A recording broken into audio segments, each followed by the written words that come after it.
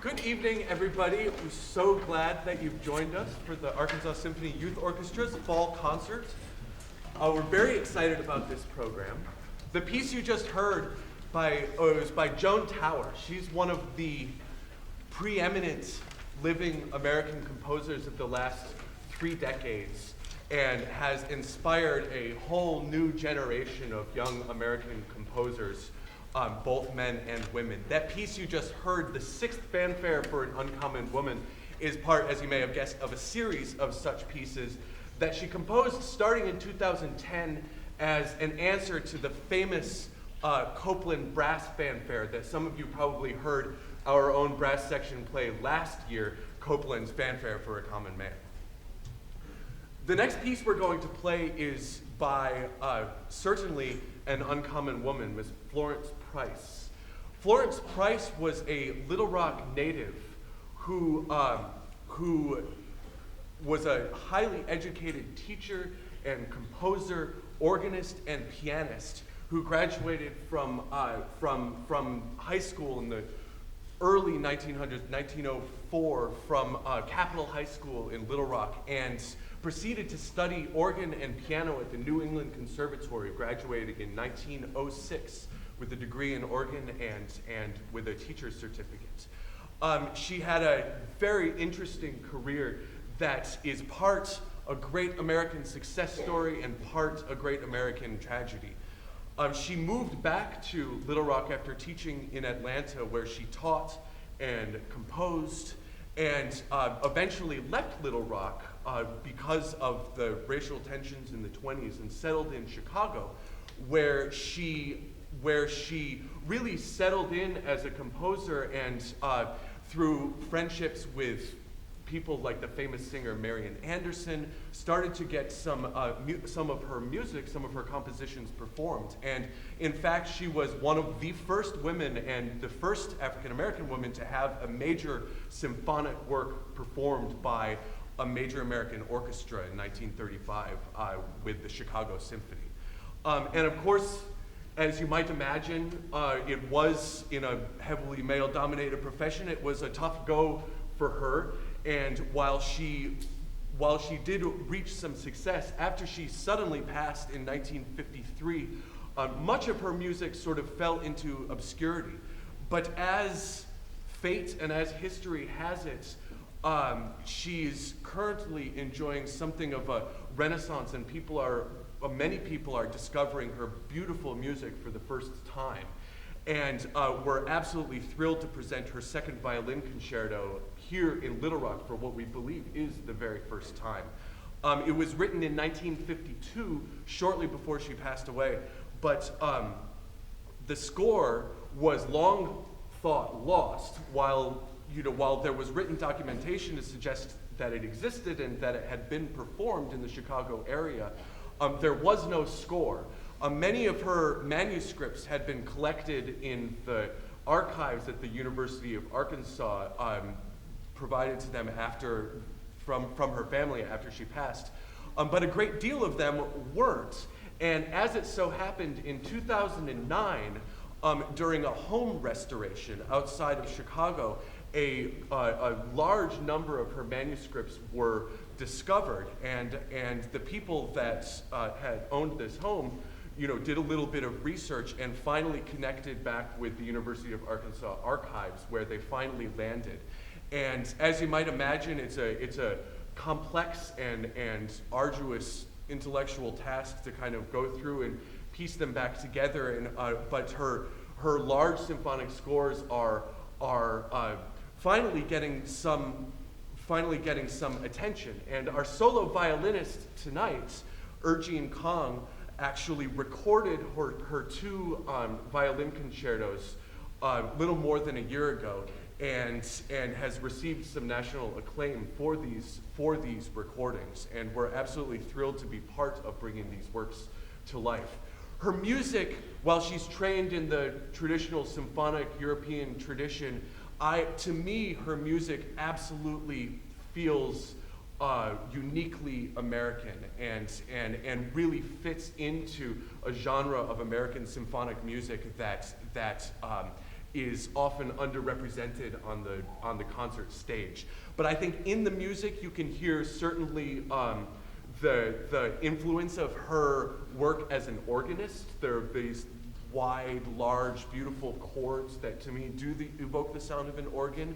There are melodies that that evoke folk songs and church music and everything that would have been Ms. Price's influences in her compositions. And she truly is a unique voice in American music and a brilliant symphonic composer. And we're thrilled to bring this piece, to present this piece in Little Rock for the first time, but most certainly in our hopes not the last time. So when I return to stage with Ergene Kong, I hope you enjoy Florence Price's Violin Concerto No. 2.